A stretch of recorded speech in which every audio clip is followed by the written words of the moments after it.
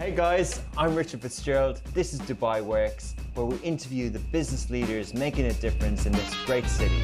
That business with scale mobility was very interesting to me. I like building something that has legacy.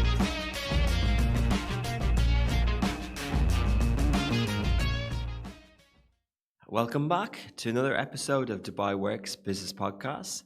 This week we're joined by SOHAM SHAH, the co-founder and CEO of Selfdrive. They are a technology-based car subscription platform that helps car manufacturers and dealerships to put out brand new latest car models on roads via renting and leasing. So today on the show, we're going to talk about how SOHAM and his co-founder and his team came up with Selfdrive, the company's growth post-COVID-19, the category, the industry, and also how Selfdrive have expanded across the region and their future plans. Good morning, SOHAM. A very good morning. Thank you so much for having me here today. Likewise, thanks a lot for joining. Appreciate you joining the business podcast. As I explained in the intro, can you just talk a little bit about when you started Selfdrive and how you came up with the idea? So Selfdrive started back in India. We basically started here when we got an opportunity to work with certain corporates here, and they started requesting for a self-drive car here. Specifically, India does not have a market as such for the self-drive rentals, but we started looking at the technological aspect of it and say, how can we make a reservation possible on this? And from there, we've been building the platform, understanding, working with certain amount. But then pure play, the real launch, I would say, happened in UAE when we've been invited by one of the OEM partners stating that, okay, what you do, we really love it in India, and why don't you just come and look at what problems do we have here as such. And because it was a car manufacturer, the OEM really looking at it, and they really understand this problem, which was the unsold inventory. And as because UAE or the GCC as a region imports everything, and once the cars are imported, they really can't do much about it. They have to either sell or do something around with it. They have to put a discount, they have to make sure that the car moves to the road.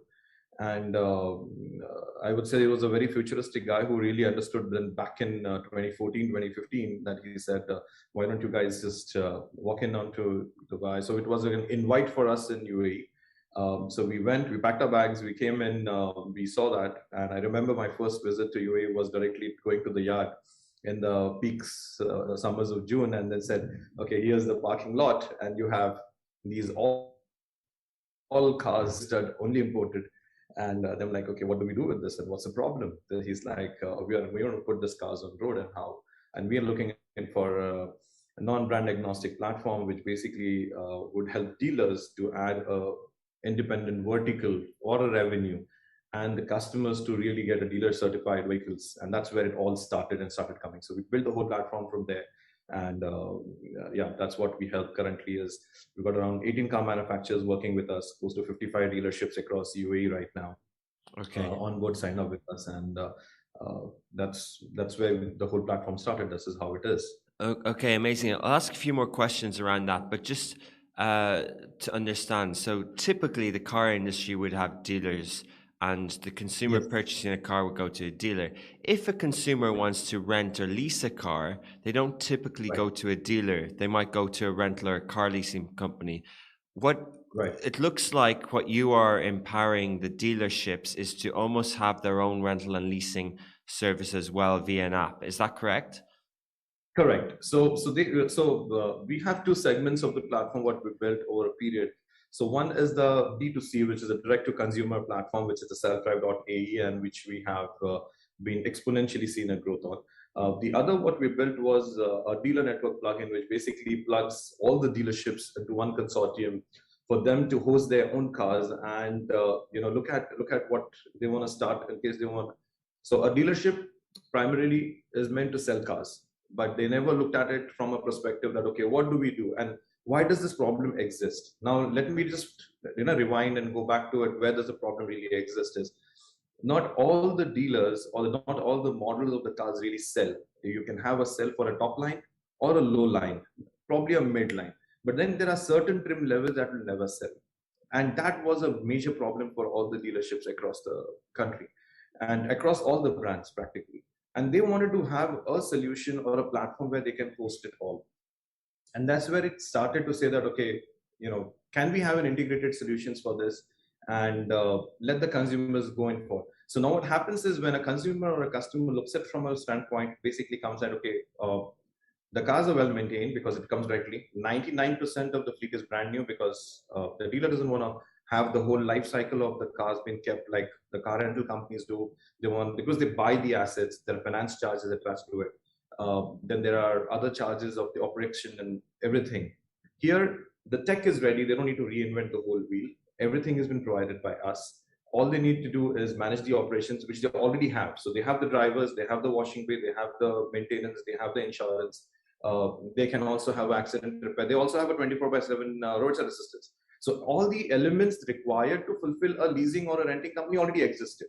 So we are trying to monetize it and help them grow at a scale, because they have the appetite to even scale, because they are importing these many vehicles. They have a genuine problem. The cars are standing, just getting depreciated. How many times we see an ad, it's a 0 kilometer or a 15 kilometer driven 2021 or 2020 model. That's all unsold stock. And these unsold stocks started moving down to our platform. So that's where the problem lied. That's where we found a solution, and that's where we are today. Okay, so when did it start in India? You mentioned 2014, India, 2015 in yeah, Dubai. so the India story basically started building the platform when I said we started getting a request coming in from certain corporates that we were earlier doing the chauffeur-driven side of it. So it started back in 2011, to be precise, when we started doing the Selfdrive.in concept were in here. But the platform was very naive. It was just a reservation engine as such. We never built any of the modules there. We wanted to build the first company to have these infrastructure rated for India. It was a custom built system, because India was a different market. We couldn't just take a copy paste from a US business model and just say, okay, we're doing it better. No, we had to do it from the scratch, which we did it as per the Indian, the law of the land and everything. We went through all of that. But what it taught us was speed and scale to do it. That really helped us in UAE. Okay, and just a little bit about India. So it's obviously a massive country with many different territories and huge population. What city did you launch in, and how did you expand? And did you see, the UAE as just another sort of territory expansion, or was it a completely different market entry? So we started back in a place called as Pune, which is around 175 kilometers from Bombay. That's the native place where we started from.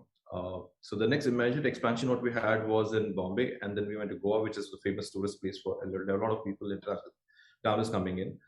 Then we moved to the north, which is Delhi, which is the capital of India, and there's around 200 kilometers away from the Chandigarh. So these are certain of the cities that we launched in, but we had a lot of we faced a lot of restriction while expanding, because we wanted to be asset light and we wanted to expand by large. But when we started, with the first company to start anyway, so there's a zero question of we trying to aggregate anyone. Automotive guys really didn't understand it that time. I'm talking 2011, 2012. There were no companies as such there. The first company to compete with us came in practically in 2015. So till that time, we were educating the crowd and we were still working. So it was very hard times, difficult times, I would say, to really understand why would it. So we changed our focus to international market as such. So in India, though we were in India and these cities, what we expanded to, we were still comparing, serving international crowd inbound. We were not really doing the local population here, because people don't still understand. But why would you rent a car and drive it yourself? It's kind of the infrastructure or the traffic jams what you get in here, and why would you do that anyway? So a lot of people didn't really understand it. So we didn't waste our time in convincing them, why you should do it. But then we focused ourselves into inbound, because India is massively has a good population, and we are spread all over the world, and hence Indians come back to India every vacation, whatever happens in.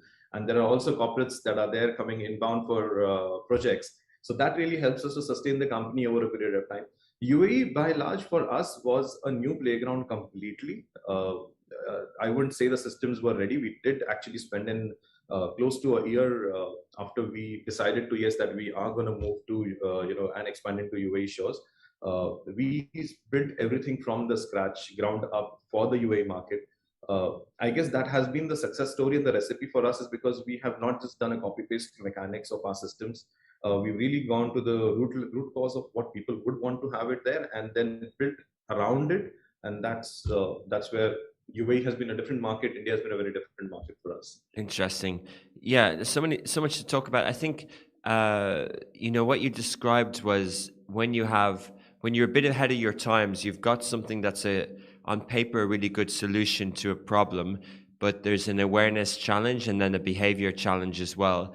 And then that's the kind of negative of being a first mover, isn't it? But because yes, you have a clean market to go after, but actually if people enter later, you've already done a lot of the awareness and things like that. So 10, 12 years on, how is Selfdrive's presence in India now versus, are you still doing the inbound market, or are people more aware of the solution and are they using it? And are they still a little bit behind for different reasons, the UAE? India market after COVID has been actually consolidated. The reason for it is we have massive amount of taxes that have been increased, and it now a lot of it does not make any financial viable sense to rent it. So we are also into leasing. So we've got a leasing product which is going super strong. We're still working with, so we've improved our presence into the car manufacturing and leasing territory. We are now expanding into other cities out here. So that's the plan out here post COVID for India. From the UAE standpoint, our focus by large has now been into the GCC expansion. India will take its own curve to mature. It has matured to the retail segment of it, but then, as I said, considering the cost of fuel, the taxation, the way that one of the cost of product itself, which is the cars itself, has gone multi-folds up, and which has not been a real financial lucrative advice to really go and rent it, unless it's leasing, which is going great in corporates because they don't want to have the cars on their books, which goes great. But then retail, it's kind of been consolidated right now, deterministic, and it's been hit across. It's just not us. It's been across anybody who entered the market between say 2015 onwards, going up to 2018. There are barely any few players left in the retail segment that have been really able to expand. So you and your co-founder also moved to the UAE about 2014, 2015. So you see Selfdrive as a UAE sort of success story now. Absolutely. Yeah. So I would really say that we are a UAE grown company because we build everything from the UAE's territory for the country there.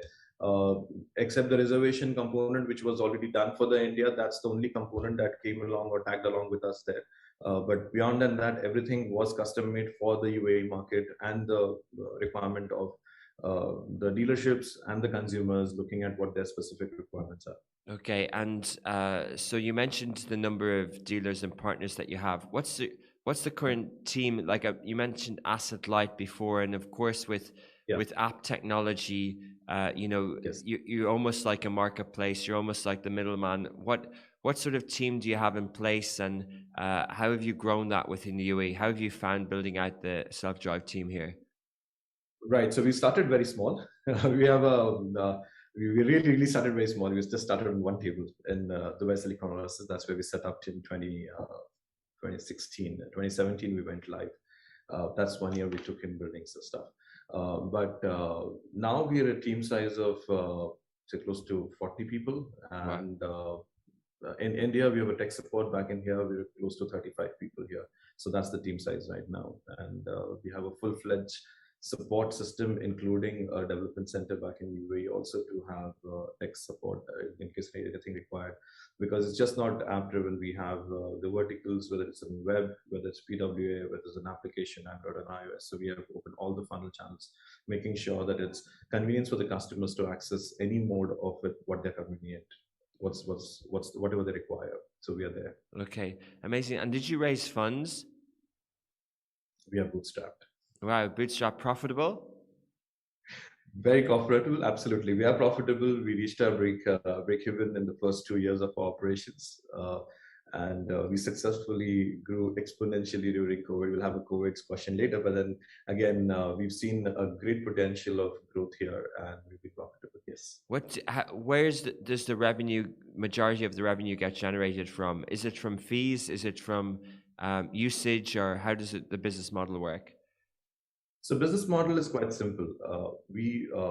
we get these cars which are kind of exclusive models, which are not there in available easily on rent-a-car. So that makes us very different from other rent-a-car companies. So anybody would come up and say, okay, I can get the same model at a different price point in rent-a-car. Heads up, yes, you can do that anytime. But what happens is when you start getting a dealer on board or backed up with you, what happens is there are tons of models that will never enter a rent-a-car segment. So the cluster or the category of the vehicles are very different. And that's where in the pricing is also very different. As I said, everything is ready at a dealership. That means the OPEX and the CAPEX requirement to run that kind of an operation is absolutely nearly close to zero because it already existed there with them. Having said that, there are no finance charges, there are no other fees of running multiple counters, which typically other franchisees or rent-a-car would have. So these costs really minimize the operation and minimize the cost of us to have a purchase. So we have a purchase rate that would come into us, and we basically have a markup fee that we basically see that, okay, to run these kind of operations, what we want to do, what would we charge? So there will be a small charging fee that will say there's a fees charge that is to be done that, and then the customer pays that. Because, and why does the customer go with us is because these are the unique model that they will not see, because rent-a-car, all of them, you will see a certain level of models only being bought because they're looking at from their residual value point of view, from the utilization point of view, from the current demand of that vehicle make and model. But they're not really flexible of trying and experimenting to new car models or trying and experimenting towards, say, a crossover, say a hybrid version, even going up to an EV. So we are the first companies in 2017 to launch EVs in the UAE market. So the platform is also used by car manufacturers and dealerships to test models to see what is the market acceptance on these models. Can they go in the fleet segment? Can they go on the consumer segment? So there's a lot of analysis that goes, the data science that goes behind making it successful for a model, for a car maker to say, okay, this is great. Now we need to order more cars or import more cars on this segment or this these trim levels. So they all work on our platform for that matter. Okay, and so just specifically, sorry about the business model. So from a B2C point of view, there would be a rental fee. From a B2B point of view, is there a hosting fee to have the inventory on your app, or how does it work? No, we don't charge any hosting fee. It's completely free for the suppliers to come on board. We give them a complete end-to-end integrated solutions. We also have our own built payment gateway and architecture. So we built it from the scratch for us. Wow. I'll throw in some light on that. What does it mean? As I'm of an opinion that you can't just take an e-commerce payment architecture and just throw into a service industry and say that, hey, listen, it works. It actually doesn't work. A lot of people in businesses would fail in case they don't really understand why is their business failing. Is not also because they don't really have a payment architecture of their own. They want to go in and cut short the wheel by taking in the existing infrastructure and say, okay, this is what it is. But we, over a period of years of our experience, we realized very strongly that we need to have our own infrastructure for these things to go through. It also helps us in having these dealers on board, because end-to-end integration is super important for these, because it's all online driven, it's all cards driven processes. So we have that really helps in. So onboarding process is completely complementary for the dealerships. We only charge the customer a small nominal fee. What makes interesting as a business model is because it's a long term, it's subscription based, which is a success story for the company in UAE, which is that like people tend to take it for 1 month, keep on extending till the time they wish, like, and that's where we keep on making a small fee every month, and that's where our revenue gets generated. That's why we see that once we have an acquisition of a customer done, he stays with us closely 6 to 7 months with us, and then 6 to 7 months is a good amount of time that we monetize our cost of acquisition, cost of marketing and everything, and we can grow simultaneously. Okay, interesting. So are you seeing, the people in the UAE who use your service from a consumer point of view, are there also, what's the mix between, a regular retail consumer and a corporate? Are companies leasing their vehicles through Selfdrive as well? Okay, I'll take you to a product mix what we built. There's an interesting thing that we did in a couple of years after launching UAE is we built in products for every target market. What does it mean? So we have something called as express reservation, which is basically daily, weekly. That's moreover targets towards the tourist population, that is the inbound population who are looking in for very, very short-term requirements. That's basically only daily, weekly requirements that any rent-a-car would do, but we also do that same.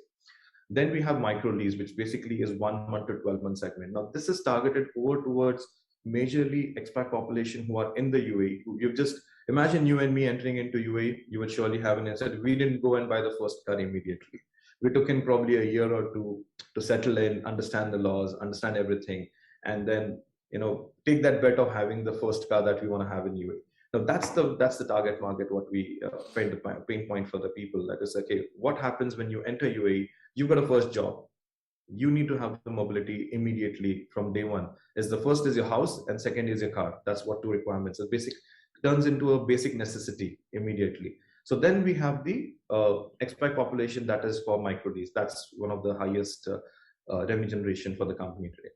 Then we launched in something called as digital leasing, which is a very, very new innovative product what we built. We wanted to cut short the timing of leasing, whether it's so we're the first company to also open doors to individuals.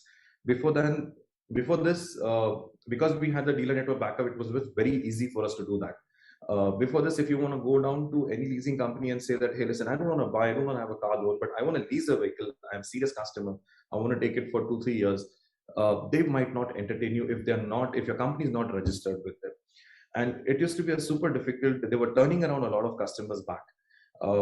We had this understanding from the dealer data, from the data network. What we already had, we were researching all the data science and looking at what is the footfall of the dealership, why they're turning around, how many people were getting approved for the loans.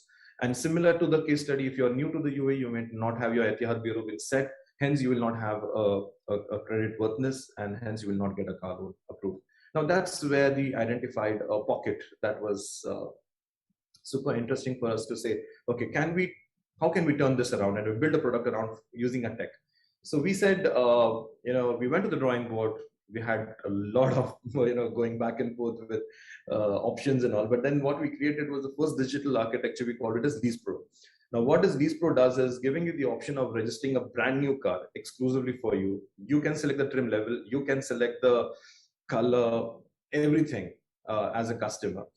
And you can take it between 1 year, 2 years, and 3 years. Now, how does this work is earlier, in the old school manner, it used to take you around, historically, 25 days to 45 days, depending on the company that you're dealing with and the credit worthiness that they have with the dealership and the documents of the company for you to get an approval of the vehicle. We cut short that time to 7 days. And we use data. We use other options of eligibility criteria check for an individual as well as corporates to reduce the time to 7 days. So now, from the time you make a reservation online under the Lease Pro category, you get a brand new vehicle registered for you, compliance completed within 2 days of time. Dealership gets the approval on that lines, and the dealership registers the car and keeps it ready on the 7th day, where you can walk to the dealership, take the delivery of the car from the same bay that you would have got your brand new personal car being delivered. Interesting. So these are some of the differentiators, largely what we've created in the market today. Okay, amazing. So just moving on a little bit from that, because it really does sound like a success story. You built it yourself, and it's obviously still a tech platform, and you've created a good few differentiators as well. It's a good few years in, but in sort of 2 years ago, March, April 2020, the pandemic happened. Most people were off the road for a few months. What happened Selfdrive then, and what decisions did you make? I remember those dates precisely. 24th, we went into partial lockdown. 4th April, we went to 100% lockdown. I remember these dates very well because we and our team were practically figuring it out like all the others. Like, we don't know, nobody has gone through this. No experience would ever teach you what to do and what decisions to take. But having said that, we actually decided to do a decision of wait and watch. We didn't hit the panic button. We said that, okay, fine. Two things I remember we took a decision on was, first, we asked, so our phones were buzzing with clients wanting to return the cars. we did a simple maths. We had paid an X amount to acquire these customers, which is a cost of acquisition. If these all cars come back, anyways, we're going to be on going back to zero. Like all the other companies thought about it, it's inevitable. It's going to go back to zero.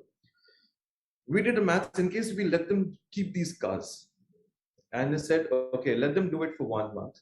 In case the lockdown extends it for more than a month, this is the capacity of capex that we will be able to bear it. In case they don't use it, they are not able to drive it. No problem. Let them keep it. We'll not charge them, which is fair. You can't drive it. We're not charging you for it, but let's not lose the customers. That was a complete decisions taken back by saying, okay, we are ready to spend in case our dealer network doesn't support us. This was a decision taken by us as the company, as founders. We said, we'll look into the factor that, okay, how do we manage the cash flow? How would we manage the funds? Everything. But let's not lose the customers at day one. I remember we took this decision. So 4th went to the complete lockdown. The 6th, we took the decision of starting offering to the customers not to return the cars and will not charge them. We were down only by barely less than 10% of the total fleet size that really got back. That was because of the 2 days of decision making that we took in. Other than that, all the customers did keep the cars with them. We got the dealership, we spoke out with them. Certain dealerships did support us, stating that it is fair. We don't want the cars back. We are happy. We'll work out what happens for a 1 month. And some of them we did not. He said we want the cars back. They had certain permissions from the RTA that okay, they can pick the cars from the customers then, which they did, which we had no problem. But then from where the hybrid versions, some of the dealers, we paid it from our pockets and said, let the cars stand there. Interestingly, what happened is the lockdown 100% only lasted for 1 month, which is 30 days. After this, it again went for a partial reopening, which was 15 days, and again it reopened 100%. We didn't lose customers. The customers, 98% of them stayed with us, and everybody felt really supported as a supplier. So that created enough of us to explode in terms of our referral program that we created, and they referred so many customers that we actually grew by 380% post-COVID between July and the next year. So within that 12 months, we practically grew 380% of that. What also happened in post-COVID is buying a car become the last thing on the checklist. Because when uncertainty hits you, asset or depreciating asset is the last thing anybody would like to have in the checkbox. So they want to have everything immediately on the mobility. So we were the beneficiary side of the COVID as a company, where we understood that people are not going to be buying cars. Dealers understood it very quickly that, okay, they're not going to be, for them to come back to the pre-COVID levels is practically 21, 22 right now. Some of the dealerships are claiming that, okay, they are now at the pre-COVID levels. But then for us and them, both of us quickly realized that it makes a lot of sense for, to exponentially grow and use the fleet that would not be selling now. And we took that benefit. That made us the largest tech platform in the country today. We have ever support from the customers. We've been trying hard to serve whatever we can at our best and increasing the team size, because we grew from, during COVID, we were a team size of 12. Proud to say we never deducted a single dirham of salary. We never fired anybody, or we didn't have any of the restrictions being imposed on them. We said, let's wait and watch. Anyways, things are going to go to zero. Yeah. If till the time we can afford to have the whole team size and we have that much of runway in our cash flow, we will keep them. If that never happens and we have second lockdown, or if we have the lockdown extended and anything, we go zero at day 1, we go zero at day 5. It doesn't really matter. So that was the decisions. That was the whole, the story of COVID and how we managed it. Well managed, well done, and it's nice to hear of a company that thrived through COVID by level-headed thinking and decision making. So congratulations on that. It's good to hear. Thanks for sharing, and to grow so well out of that as well, because clearly, your business is driving cars or people being on the road, and that's not the events business, but clearly you were impacted, especially during those months. Couple of questions around the category and the industry that you're in. I'll go through specific ones, but you're self-funded. It is about car renting. Actually, a segue from the pandemic. One company a global company like the incumbents for rental, Hertz. There was a very well documented story of them in bankruptcy and then back and impacted by this. How do you see yourself as a disruptor for the incumbent car rental companies who do so well at airports and do so well at market entry and things like that? And how do you see that as being a competitor to traditional rental companies? Yes, we are in a segment-wise. Yes, we are disrupting them because their primary majorly focus lies into clusters, which is daily, weekly. That's what's happened majorly at the airport, and they're close to. And this is my understanding. The majority of the business comes from the airport, which is the inbound customer base. Their focus was never to look at the local population or serve the expat audience, or go into subscription, or they have the leasing, but they're only doing B2B leasing by much. Yeah. Individual leasing was not their purpose. So we created segments, we understood where the loops were, and we tried to fill up those loops there. They basically are still asset heavy. They're buying cars, as I said. They would not go in for buying cars which basically do not make financial or do not make any profitable sense for them. So that differentiator will keep on happening in disrupting the industry, because you would want to drive a car which is not rent-a-car friendly in terms of financial trajectory. You would find it with us. Having said that, they also are one of the leaders in the market with the way they are going forward with acquisition, and they have also realized that the subscription also makes sense, or individual leasing. So they are also opening it up. But then again, till the time we backed up by the dealerships, we backed up by the deep pockets who can give us that kind of growth and scale. You understand, we have no car on our books. We don't have anything on our books, and we are at a scale of 3,000 vehicles on road. Wow. To do the same thing with having asset heaviness, the amount of deep pockets you will have to make sure that the finance charges, the banks is taken care of, and the RVs are taken care of, then the utilization has to be taken care of.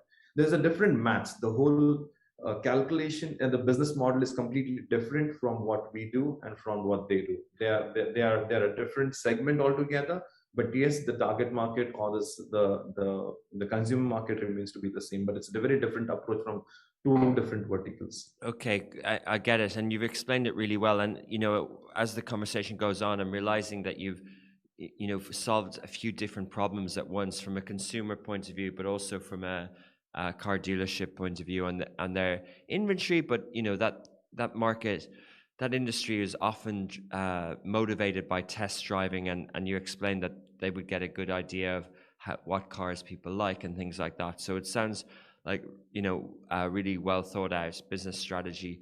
Another kind of competitor question who've also filled that gap of inventory but do it in a different way is the sort of rent but drive the car yourself. And in this market, and on the Dubai Works Business Podcast, we've spoken to UDrive and eCar. Apart from the obvious where the person leases the car subscription and keeps it for a while and drives it themselves, and I believe that some of them are doing that as well. Would you see them as competitors?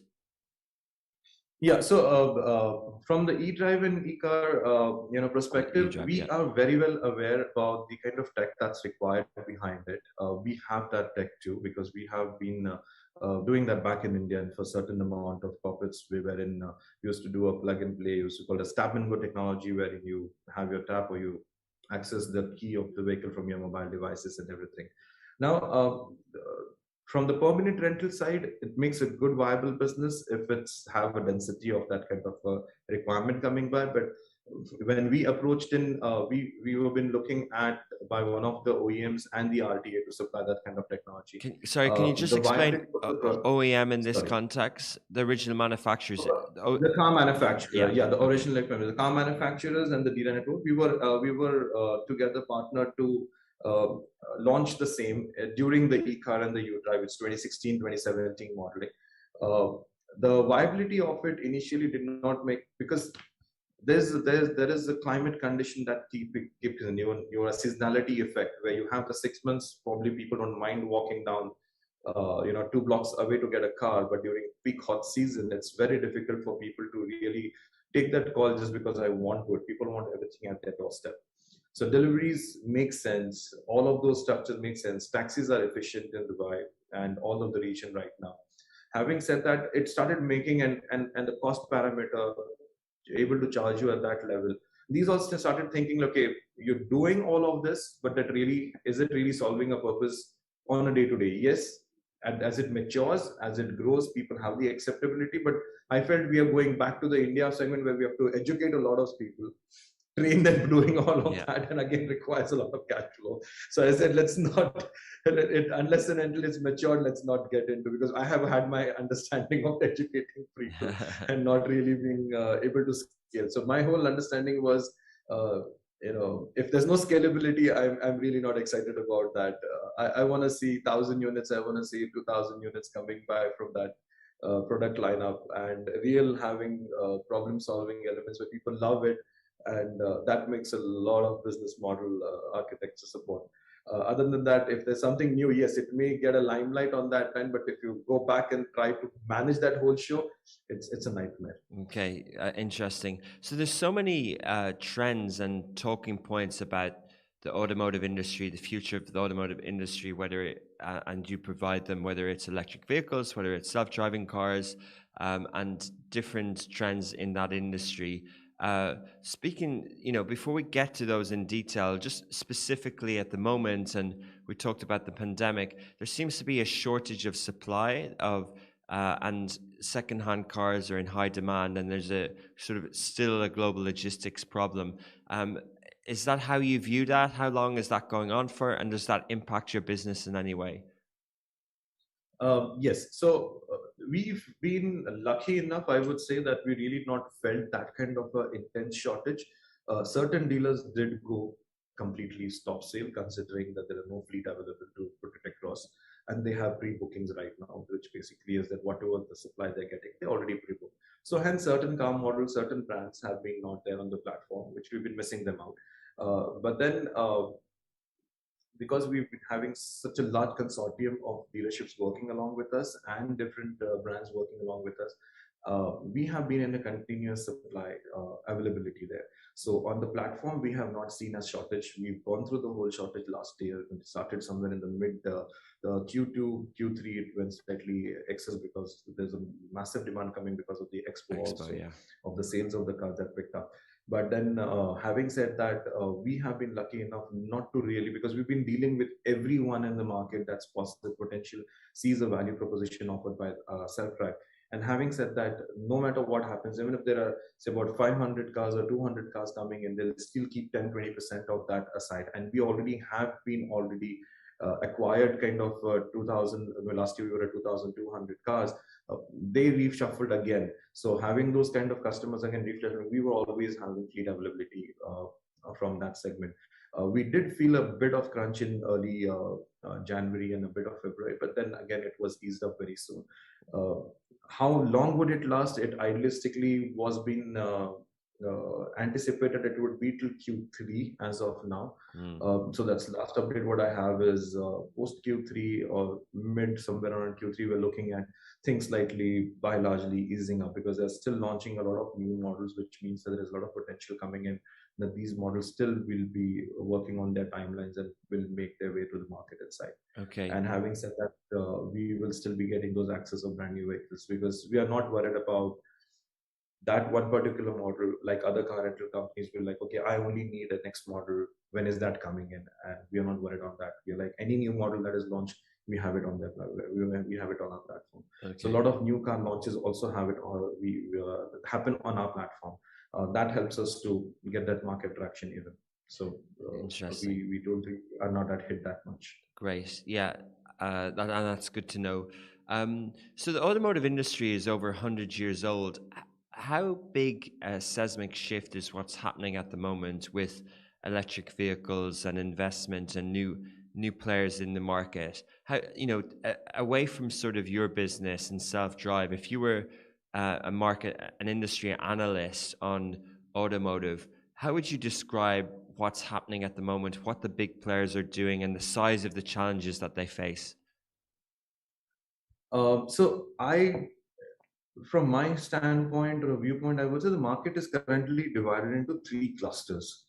The cluster one is the current existing one, which is the IC engines, which is the internal combustion engines, which currently the market where everybody's still buying those cars, everybody has those cars, and is divided the world into countries which are currently adapted to the EV segments, who has the infrastructure. Countries who don't have the infrastructure are still buying the IC engines. The second one is the electric vehicles transformation that is currently happening around the world, which is new cars, new car makers venturing into it. They're looking at the technology, they're looking at the ways of improving it, they're looking at understanding, okay, this could be the next big thing for them as an automotive manufacturer, that okay, this could lead to the success story and the sustainability of their projects. The third is slightly distinctive, but there's still a lot of companies still experimenting, is I guess I missed on that name though, but let me come back to you. So typically three of them working on it. The third is, I'll get back. Let me give me some time. So one is the IC, other one is the EV, and the hydrogen fuel cells. The third one is hydrogen fuel cell cars. So there are companies enoughly investing into hydrogen fuel cell also, which they basically feel is going to be the sustainable way to move forward. So there are already cars getting launched in a couple of countries. UK has it, US has it, but there are in the certain clusters only. So it's going to be time wherein we are going to have these three from an elongated period of time, depending on the countries, the regulations, and the adaptability, what we see from different countries, and how far are they ready to move into the transition from IC to the EVs or to fuel cell. Now, between fuel cell and EVs, they're currently between a slightly, EV has its lead though, but on certain segments, analysts do believe that EVs are neither that great cleaner, and it requires enough of same amount of production capacity, or the same amount of not carbon neutral, real carbon neutral, that is going in making all of that. Having said that, hydrogen fuel cell for a lot of companies still makes sense on those lines. So how would it move forward? I see a hybrid version coming in, like Toyota has approached, making all of their, majority of the segments now, existing segments are now offered in hybrid also. Hyundai has done the same thing a bit on certain models. So it's like, okay, take a test of it, feel how you like it. It is good fuel economy, the fuel prices are going up. So have a certain level of adaptability or acceptance there. And then infrastructure matters, because people, it's not the real cost of anxiety of people really having it. I really don't have an understanding that why people are so insanely crazy about anxiety of the range, because you have a gauge, even in the fuel, you see it going down to E, or there's a light stating that you're running low on fuel. Of course, you're going to pull over and get it refueled, or you're going to be going on to electric charging station and putting it to charge. So it's, I mean, is it really that common sense don't exist? That's what people are really saying, that if what in case we run out of charge? That's kind of a question, doesn't really make sense. The issue out here is the sustainability of availability of those charges and the infrastructure, where the amount of time it requires to really put it.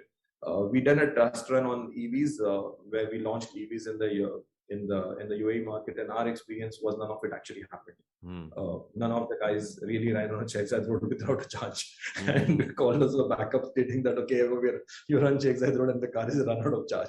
That never did happen. So questions that are being populated in the media are slightly very different. On the segment is, again, as I said, acceptability will be purely driven by the law of the land and the infrastructure that the government is ready to provide it. Other than that, car manufacturers will keep on innovating depending on where the market trends and demand, they see the numbers going in, and there would be a lot of new projects also going to get launched, because the technology on the EV still is yet to come to a mature stage. It's still innovating. They're still figuring it out. I mean, Lucid is doing something different, where Tesla is doing something different in the battery technology, where VW or the BMW or the other car manufacturers on the old school network are coming up with a different technology altogether. So they're all innovative hubs getting created in a very different manner. very difficult to say which one is leading the way. Numbers can say that, okay, EV Tesla is the leader there, but in other ways, it's very difficult to say that, oh, these guys will not lead because they understand. But one thing very interesting that came up is the new age companies that are coming in automotive, which is whether it's Rivian, whether it is Tesla, whether it's Lucid or any other company that are coming in, they made the whole car in center with a mind of an understanding of building it ground up from a battery tech. Whereas the others are already inside the IC engines and they have a different kind of a mindset. So if you look the way the cars are also made, they're very different. You have a frunk, whereas the others who are existing car manufacturers will not have a frunk in the front. They are losing out on frunk, but the frunk is only for the namesake. Yeah. So from the space standpoint, how are they packaging it? Everything is very different. So it's going to be interesting time to see adaptability of people. I don't see anything unless they still don't keep on getting cost at a ridiculous value. And if it costs higher, it again is going to be coming to renting and leasing segment, because that's going to be our job to make it more affordable and make it more accessible to the mass market. So definitely. And again, EVs don't depreciate the way IC engines do. Oh, interesting. Well, thank you for sharing fountain of knowledge on the topic. Appreciate that. And clearly there's a lot of market knowledge and information, still to be shared. And there's a lot of way to go on this as well, on the technology side as well. But good to know. So we're running out of time, but I want to ask about your future plans. So Selfdrive is currently operating in the UAE and Bahrain, in Oman, but you're expanding to Bahrain, Qatar, Kuwait, Saudi, and then your future plans for UK and Europe. Why those territories, and how do you see the future expansion? We strategically moved out once we had the UAE confidence, and these are the segments where the OEMs want us to specifically go. Okay. So we are talking now to them with understanding where their pain points lies into, and they say, hey, listen, we have a dealer here, we have these countries that we want you to cover it, and that's where we are just going with the flow. We are looking at the market potential there. We're looking at the dealer supply chain, because it's super important for us to have the dealer supply chain intact. Other than that, the platform is just a platform, and we need to have a collaborative understanding of the same. These GCC markets make a very sensible access point for us, considering on the success story what we've already seen it in UAE. The next move to the Europe undoubtedly comes because we see a potential there in the markets similar to what we saw it in the UAE segment there, and we have the OEM supporting us there, where they say that, okay, we need you there. When are you going to next launch it? So we already are in talks with the dealers out there in UK and in Europe, certain parts of it. As a technology company, we are able to move fast because we have created these products for the consumers, for the dealer networks. These kind of techs are already ready for us. Now we just need to probably figure it out. Okay, what kind of a product is more suitable for the UK markets, and we just edit those and then fire it up there. So as a tech company, our job is to make sure that we are able to access larger markets and give that taste of success to them too, where consumers are able to do it, able to have that access to the dealer network, which we never had it till date. Amazing. It'll be great to see a UAE company expand into those markets, and especially out of Dubai. So Showman, we're out of time as well now, so thank you so much for your time. We'll follow Selfdrive in the future, and very well done, and best of luck with all the success. Thank you so much. Thank you. It was a great pleasure meeting you and having a good chat with you today here. Good to chat. Take care, and Ramadan Kareem. Hey guys, I'm Richard Fitzgerald. This is Dubai Works, where we interview the business leaders making a difference in this great city. That business with scalability was very interesting to me. I like building something that has legacy.